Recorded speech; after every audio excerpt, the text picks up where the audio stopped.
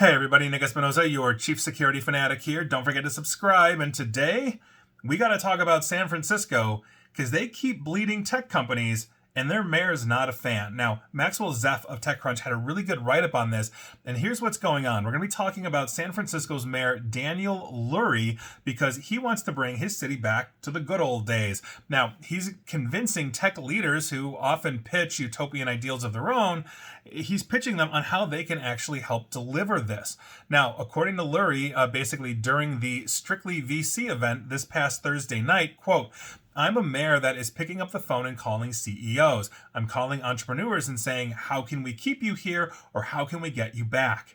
Now, the first step to winning these people back, according to him, is addressing the rampant drug and homelessness crisis that has pushed many business leaders out of the city. And yes, I can personally attest to that. I love San Francisco, for the record. I think it's a great city, but it has a serious problem with homeless and drug abuse right now. There is no doubt about that. Now, Lurie has spent much of his first 100 days in office walking these most troubled neighborhoods. I'm guessing Tenderloin and some others. Now, this past week, he rolled back a long-standing program in which San Francisco handed out free pipes, foils, and straws that were used to ingest drugs like crack, fentanyl, etc., etc.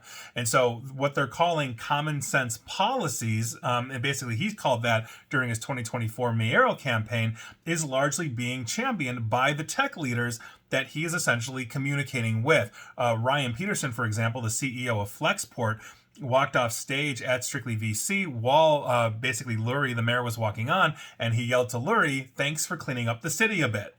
So, beyond the public safety initiative, Lurie also emphasized the need to make it easier to build in San Francisco, basically referring to construction of houses and creation of businesses. The city recently unveiled a new initiative called Permit SF, or San Francisco, which would reduce the amount of red tape that startups must wade through to operate in San Francisco. That is a very real and true thing.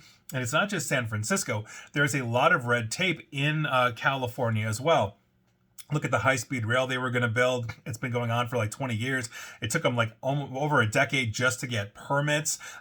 Bill Maher, the comedian, famously put on his show that he was waiting thousands of days just to hook up his solar. That took multiple inspections, multiple people to show up. When it's his house, he should just be able to hook it up, right? So this past Thursday, the mayor also introduced a new zoning proposal that would allow taller buildings and therefore more housing in neighborhoods that traditionally have been basically lower single-family homes. And if passed, that would be the first rezoning of San Francisco since 1970, over 50 years ago. So, as part of that effort, Lurie said that he wants to, quote, "get competitive on the tax front," basically suggesting that he's also going to give tax breaks to these companies as well. Again, he's doing everything he can to keep basically San Francisco a major tech hub. And remember, Silicon Valley, just south of San Francisco, is still a major tech hub, but it tends to be a lot more flexible than what San Francisco has been.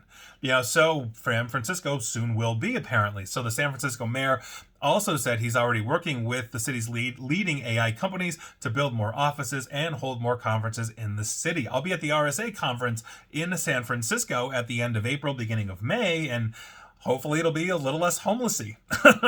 Here we go. So, for example, the mayor said that he convinced Databricks to hold its AI conference in San Francisco through 2030 instead of moving to Las Vegas, which they were planning. Last month, the mayor also attended a ribbon-cutting ceremony for a new office that OpenAI just basically opened in San Francisco as well. So while these AI companies are getting tax cuts, the mayor also wants them to invest in San Francisco in other ways. Specifically, he wants OpenAI's CEO, Sam Altman, to quote-unquote get loud about their investments in San Francisco's art and culture scenes, which he says they've already been doing, but rather quietly. And Lurie doesn't just want tech industry dollars, he is after their ideas as well. The city recently announced a Partnership for San Francisco initiative. That's a consortium of business leaders, including the Atlantic owner, Steve Jobs' widow, famed Apple designer Yoni Ive, and Altman, as I mentioned before, to basically give businesses a clear channel to talk with the city,